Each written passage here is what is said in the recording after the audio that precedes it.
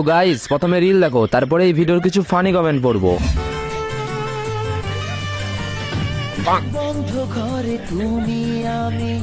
ये सब क्या देखना पड़ रहा है? अच्छा है मैं अंधा हूँ। रुको जरा सबर करो। चलिए शुरू करते हैं। সীমা পার করতে কি বাকি রাখছো? ঘর বন্ধ আছে, তোমরা সীমা ছাড়িয়ে যাও। কাদের ফুলসজ্জা কারা করছে? এদের 365 দিন ধরে ফুলসজ্জা হচ্ছে। সবাই যদি ঘুমিয়ে থাকে তাহলে ক্যামেরাটা কে করলো? আমি ক্যামেরাম্যানকে খুব ধৈর্যবান ব্যক্তি বলে মনে করি।